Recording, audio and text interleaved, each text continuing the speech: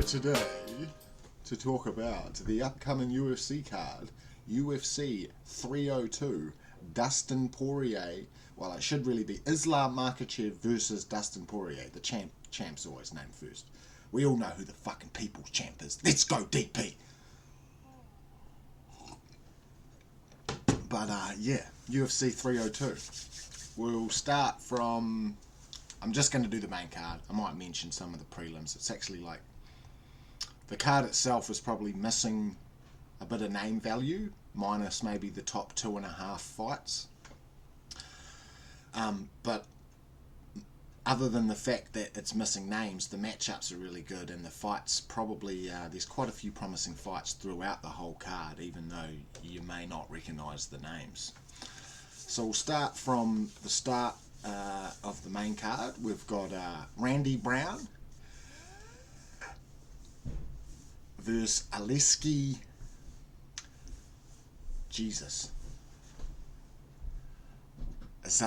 dos Santos is his last name. I'm not sure how you pronounce the first name.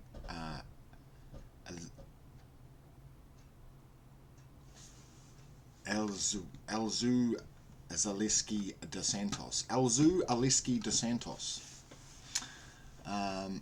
So Randy Brown, coming off a win over Muslim Salikov, the king of Kung Fu himself, and before that a win over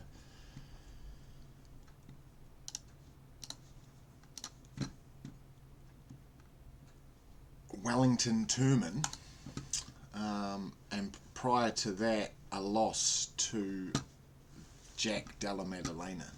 Randy Brown, real talented guy, but quite often with guys that are so naturally talented and physically gifted, sometimes they seem to, you know, like they're lacking a bit in the mental side of things. So Randy Brown, although he's very good, more often than not, he kind of loses focus in fights and loses fights, or has closer fights with people that he should beat. He's on a pretty good run, other than that loss to Jack Della Maddalena. He's 4-1 in his last 5. So, whereas Zaleski dos Santos is getting a little bit longer in the tooth,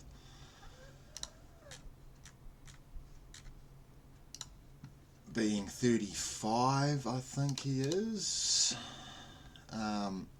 Whereas Randy Brown earlier in his 30s and kind of at the start of his prime, Zaleski dos Santos towards the end of his prime. He may have, from memory, had a little bit of a PED issue early in his UFC career and missed I'm not sure, year and a half possibly for a PED ban.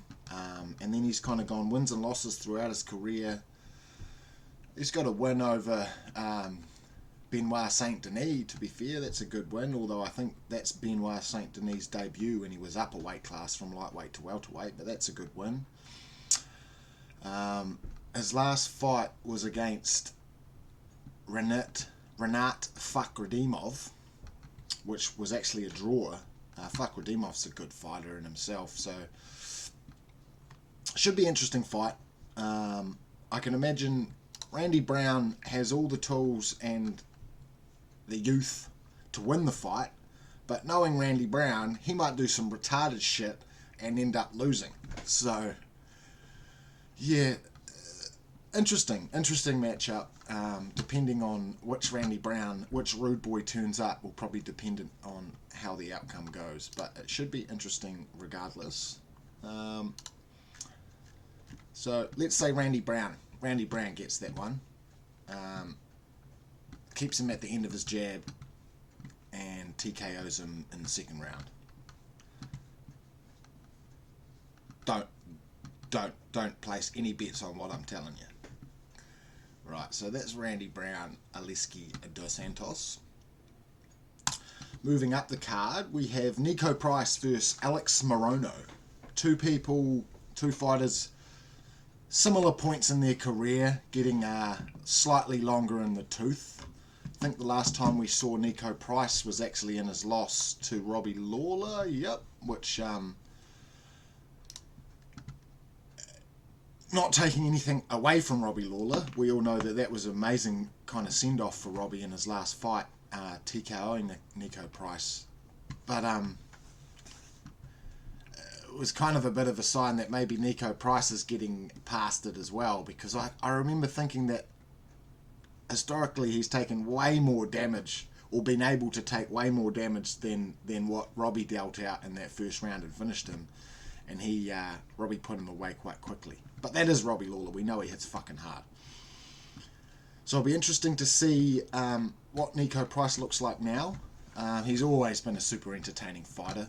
Very awkward style. I think from memory, one of his kind of more memorable finishes is when he...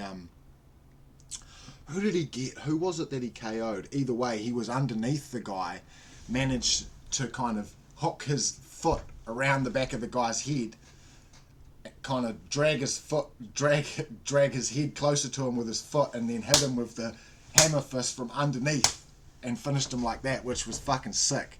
Somewhat reminiscent of kind of Kevin Holland doing the same similar thing to Jacare Souza from underneath. And it's always impressive when you see someone knock someone out from underneath. It's a hard thing to do. So that's Nico Price's MO. Unorthodox. You never really know what you're going to get from Nico Price. Whereas Alex Morono, far less dynamic and but more fundamentally sound, should we say. Notable wins for Moreno. He beat an aging Tim Memes, same as his win. He beat Mickey Gale. That was a close fight. I think his best win is obviously Cowboy Cerrone. That was a main event. That was kind of Morono's time in the sun when he had that main event win over Donald Cerrone a few years back.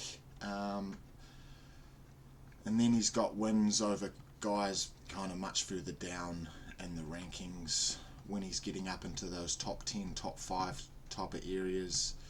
Tim Memes wins a good win. I would have picked Tim Memes to beat Alex Morono 5 years ago, or 2 years ago even, but that's a good win. And then he's lost to the likes of Joaquin Buckley.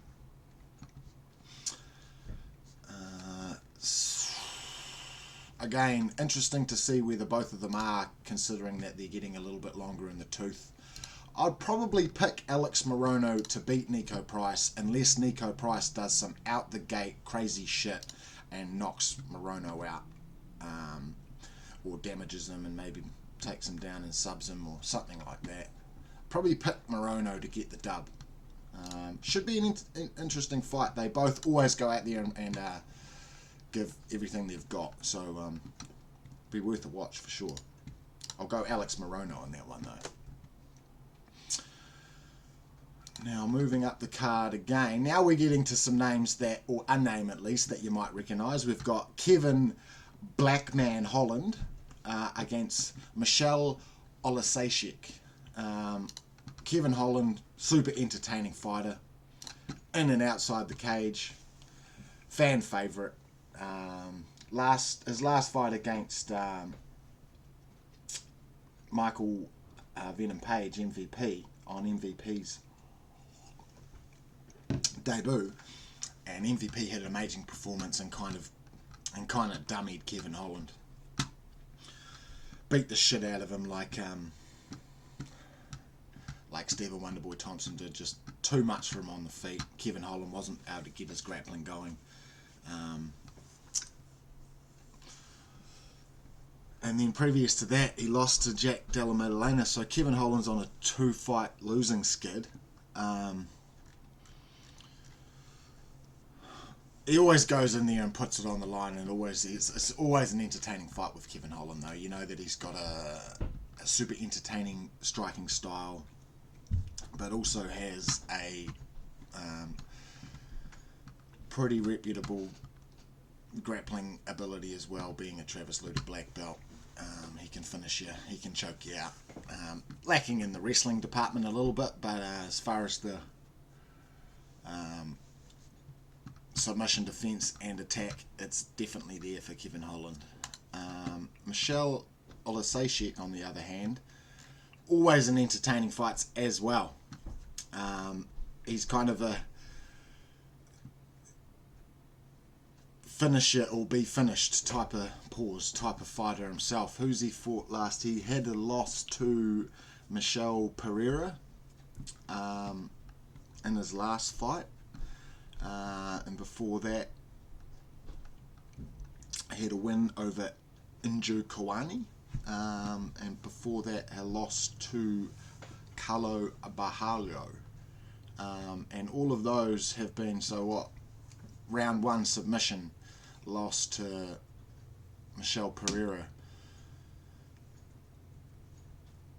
round one TKO win against Inju Kawani, round two submission loss to Bajallo, and then previous to that his last decision was 5 fights back. And then it's round one finish, round two, round one finish. So he's always going out there, and it's usually a bit of a firefight until it ends with Olasejczyk. So I can see it being a super entertaining first round, and then Kevin Holland in the second round landing something quite heavy with his fucking long ass arms, hurting Olasejczyk, and then maybe wrapping him up and subbing him in the second. That could be a whole load of shit, but yeah, let's say Kevin Holland subs Michelle Olasejczyk after an entertaining fight for as long as it lasts. Let's go black man Kevin Holland. Now we're talking. We've got Deshaun Strickland versus Paulo Secret Juice Costa. And in case you didn't know who that was, that is this guy here. Alright guys, we out here, me and my nigga, and Chris Curtis as well. What's up, man? It's Sean Strickland. So I recently just not became racist. It feels really good, you guys. I got a lot of friends now. This is to celebrate Sean's not being a racist. Versus this guy here. I am a rich and smooth blend with a powerful Brazilian body that has been aged for 31 years. This is liquid gold. But now we have a new liquid gold, the Secret Juice. Again, both super entertaining outside of the cage. Paulo Costa, regardless of, he has in the past caused a little bit of shit leading up to fights, which has led to fights either falling through, or for example his fight versus Marvin Vettori, a middleweight fight, 185 pounds. Paulo Costa decides, fuck it, I'm just going to turn up at closer to light heavyweight, 205 pounds, and that's your problem and not mine, as far as what he said to old the Orc himself. What's his name? I just said it. Marvin Vettori, excuse me. Yeah, so they ended up, it was booked at middleweight, ended up being a light heavyweight fight, but it was an amazing fight in the end. He actually cost a loss to Vettori in a unanimous decision. Super entertaining fight though. So he has a tendency to be a little bit unpredictable, but when he's in the cage, when he actually makes it to the cage, it's always entertaining. Yoel Romero versus Paulo Costa is probably one of the greatest fights you can just put on and watch for 15 minutes of just complete fucking ridiculousness. Two Adonises deciding that they want to try and kill each other. Obviously, Costa versus Luke Rockhold was kind of the same. Obviously, Rockhold was a bit older, so gassed and wasn't able to kind of put out as well as Romero did. But another awesomely entertaining fight. And then Costa's last fight against Robert Whittaker, which was a loss. He did lose to Whittaker, but it was probably the best we've seen Costa looking. The spinning kick he hit Robert Whittaker with would have killed any regular person. It just happened to be Robert the Reaper Whittaker, so he kind of just shrugged it off and then proceeded to beat him up. But yeah, Costa looked really good in his last fight against Whittaker, so it'll be interesting to see how he looks against Strickland. Strickland, you know, it's debatable how entertaining his striking style is. You know, it's more, he's not landing crazy heavy bombs, although we know he dropped Izzy. That was a great shot he landed on Izzy to drop him. But, you know, he's got that more kind of peppering, consistent pressure, and has that kind of, people have been referring to it as like a modified type of Philly shell like defense style that he uses with his shoulder, and then he's got really good reactions and vision, so he can kind of see shots coming and manage to parry them and stay out of the way, and then pressure. So unless Costa can land something really heavy and put Sean Strickland away, I can see this going to the cards and Strickland winning on points. If he can get his jab going and kind of keep Costa at range and jab the shit out of him like he did to Izzy. It's hard for people to kind of get their game going when Strickland has that jabbing pressure that he has working. If he can do that to Costa, I can see Strickland winning. But it's going to be an entertaining fight because we know that Costa's going to come in there. He's going to try and circumvent that and land heavy shots on Strickland. So it should be entertaining.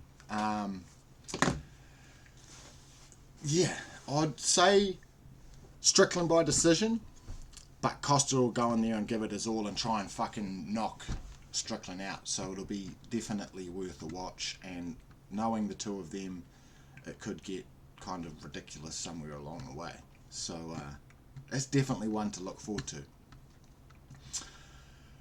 Speaking of one to look forward to, moving to the main event, Islam Makhachev, the current lightweight champion, facing all-time great action fighter Dustin the Diamond Poirier. In Dustin's third shot at the undisputed lightweight belt. Previously having fought Max Holloway and won an interim lightweight strap, he still is yet to win the undisputed lightweight title, and this is his third chance at it, having already lost to Khabib. Khabib Nurmagomedov RNC'd him. Khabib, everybody knows, is Islam's coach / lifelong training partner. They both kind of came up together under Khabib's father, Abdulmanap, who was kind of thought of as one of the great MMA coaches of all time. Rest in peace. He happened to have died some COVID-related sickness in 2020, which is actually a crazy loss for MMA in general, because you see the amount of top-level fighters that have come out of that Abdulmanap stable, and they are fucking amazing, and their approach to MMA has kind of rippled throughout the sport and really affected the global MMA landscape. So having lost Abdulmanap was quite a big thing for the sport in general, and Khabib's kind of taken the reins, and they fucking wreck house, those guys. Those guys are good, man. That whole stable is good, and it's not only regardless as if you subscribe to one of these dated Abrahamic religions that somewhat fucking you're not here to listen to this, but somewhat stop the fucking human race from progressing past the fucking dark ages. Regardless as if you subscribe to one of those religions or not, if you happen to, and you follow those religions, namely in this point Islam, if you follow that religion devoutly, that kind of translates into you being a super disciplined individual, and then when that translates over into things like sports, and namely combat sports, These guys are so fucking good, and I can't help but feel a lot of the reason is their religion and just the fact that they are so disciplined in all of their life. They just fucking pray, eat, train, sleep, do it again. Pray, eat, train. And that's why they're so fucking good. Obviously, you don't have to be a fucking devout religious person to be good, but it seems to fucking help. And then Dustin, on the other hand, he's a godlike figure himself in MMA fans' eyes. But he's pushing shit uphill to fucking beat Islam. But if anybody's going to do it, it's going to be Dustin Poirier. And you know that he's going to give his all to try and get it done.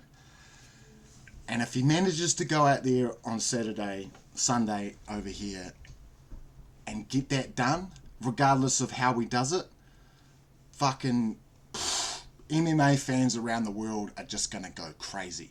People, he's already a Hall of Famer. If he manages to get that lightweight undisputed belt, it's undoubtable that he's one of the greatest lightweights to ever do it, if not one of the greatest fighters to ever do it. Even if he doesn't manage to get that belt, I think that he falls into those categories anyway.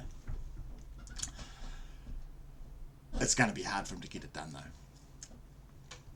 What's this? Don't be silly, jump the gilly is something that he's quoted in saying, especially after his last fight with Benoit Saint Denis, which he ended up TKOing him. But throughout that fight, he just kept jumping the guillotine,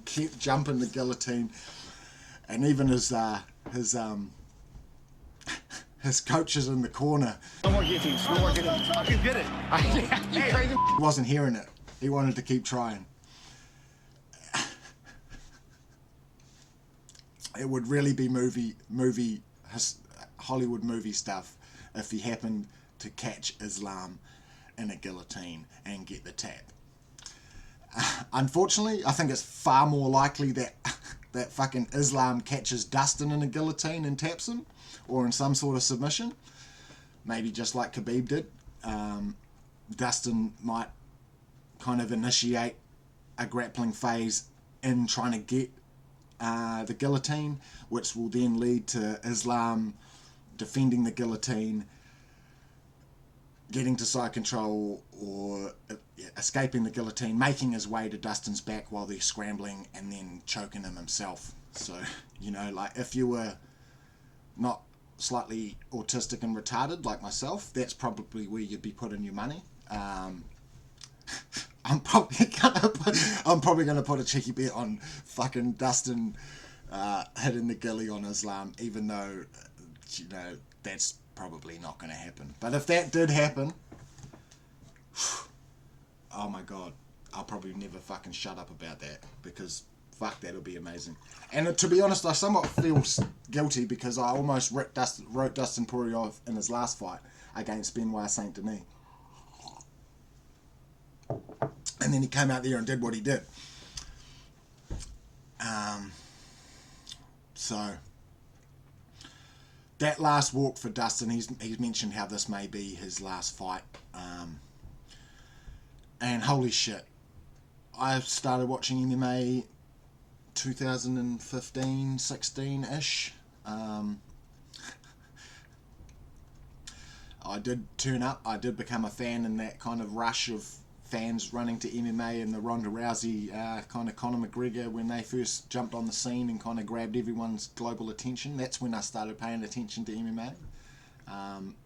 But I quickly became a fucking super fan, because how can you follow any other sport compared to this? I don't know. But yeah, throughout my kind of tenure as an MMA fan, that was when obviously Dustin had been around. I think he debuted in the UFC in 2013. But when I started watching was when he really started to get his teeth into the divisions and start kind of having amazing fights, back and forth fights with the likes of Eddie Alvarez, which happened to end Alvarez. It was a close fight. Alvarez kind of looked like he was going to get it over on Dustin Poirier, but then happened to land a illegal blow, and the fight was kind of called a no contest. They rematched. Dustin fucking wrecked Alvarez in the rematch. You know, and he's had fights with the likes of Conor McGregor, rematches with Conor.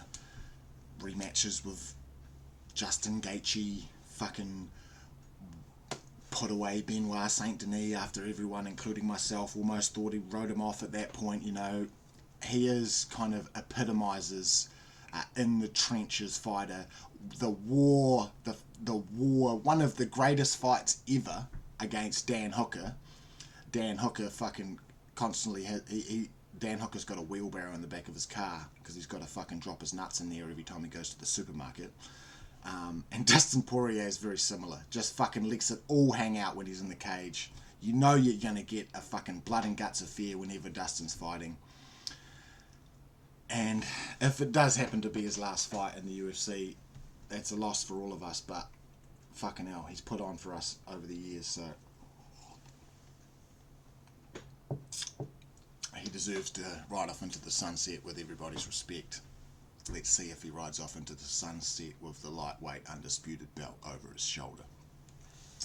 Anyway, guys, thanks for watching. If you happen to watch this far, please like and subscribe. Fucking make a comment, tell me how wrong I am on basically everything I've just said, and let's talk some shit back and forth. Shut, motherfuckers. Beats, make it funky, funky.